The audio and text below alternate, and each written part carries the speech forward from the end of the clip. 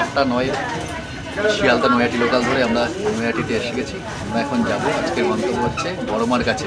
এই যে বিট্টুদা, হ্যাঁ দেখতে পাচ্ছেন টেরিস্টের মতন লাগছে না অনেকটা? হ্যাঁ, আর এইখানে দেখুন বাকিদেরকে দেখিয়ে দিই আমাদের গ্রুপের।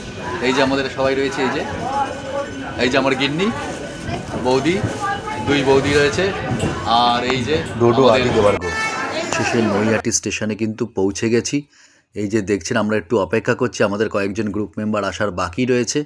তারা এসে গেলেই আমরা ধীরে ধীরে বড়মার মন্দিরের দিকে এগোবো। সবাই চলে এসছে, এই যে দেখতেই পাচ্ছেন পিছনে কত লাইন। আমরা মন্দিরের কাছাকাছি চলে এসেছি। এই যে মন্দিরের ভিতরেও আমরা এসে গেছি, দেখতেই পাচ্ছেন বন্ধুরা।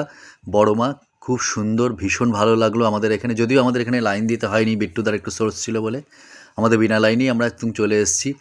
বড়মাকে পুজো দিয়ে ভীষণ ভালো লাগলো। পুজোর পরে যে গিন্নি কী কিনছো ওটা? ও আচ্ছা, কেনাকাটি করতে দাঁড়িয়ে পড়েছে বুঝতেই পাচ্ছেন। আর এই যে গঙ্গার ঘাট, এখান থেকে সবাই পুজো দিতে যায়।